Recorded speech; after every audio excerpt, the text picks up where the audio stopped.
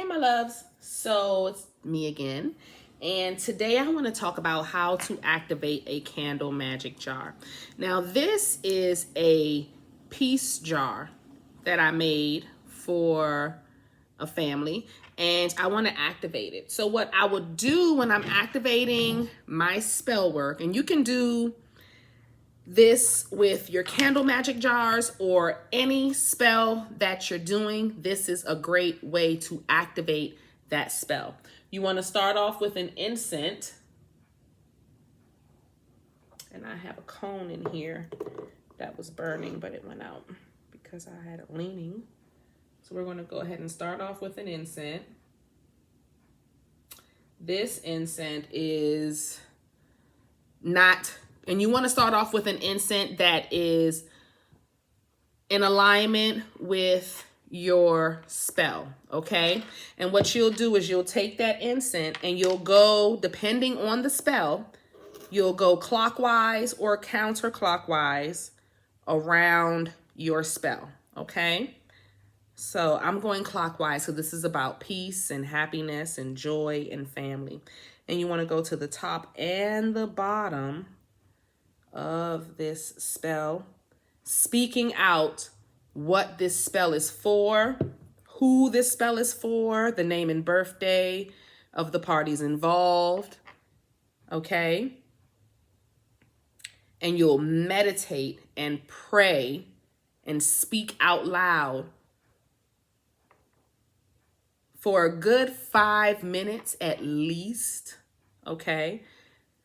Not each, but you'll meditate for about 2 minutes, pray and speak out loud for about 2 minutes, praying over your spell.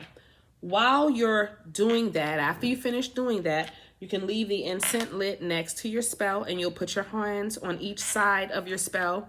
And now you want to start casting more of your energy into the spell. So this is the last minute or two of the meditation and the blessings of your spell. And you want to think clearly and imagine what you want to happen with this spell. So you want to either think the wonderful things that's going to happen with the family or whatever that spell is for. You want to be focused and putting that intention into the spell. Ooh, you lit.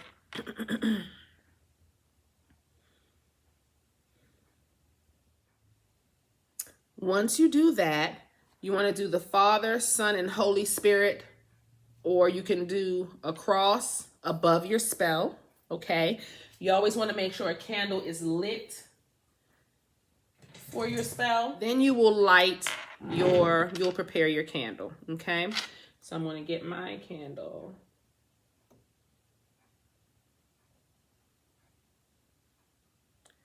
On here.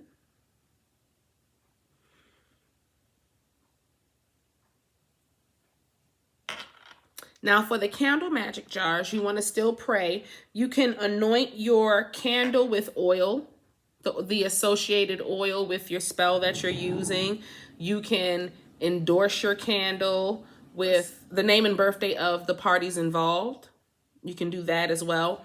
With this candle magic jar, for 7 days, you'll want to light a candle on top of this jar.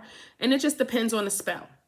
Okay, with the candle magic jar, you'll light a taper candle for 7 days on there to activate the spell, and you'll redo that ritual every time. The praying, the incense burning, the meditation, all of that for 7 days. You want to sit with this jar. You want to talk to this jar. You want to move the jar around and get the contents and things moving around in there. You don't want all the sugar settling and all that like it is right now. You want the contents moving around and all of that good stuff. Okay. And then we light her. Now, I'm not lighting my spell on camera because that's not smart, but you'll light her. Okay. And when you light her, again, you'll do the cross above the candle, or you'll do the Father, Son, and Holy Spirit, the trilogy. And then you will light your candle and you'll sit there and watch the candle burn. You never want to leave Taper candles just burning freely because they can fall over. If you have animals, children, things to that nature, anything can happen.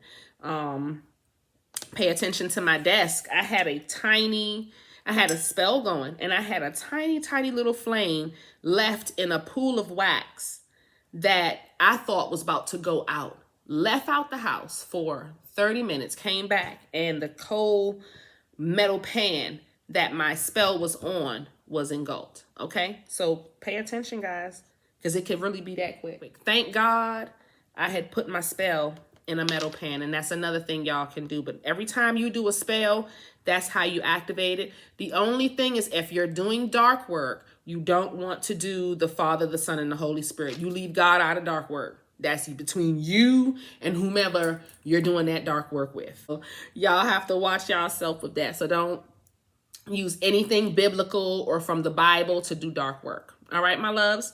Okay, I love you. That is how you activate your spells, activate your spell jars, and I'll see y'all on the next video. Bye, babies.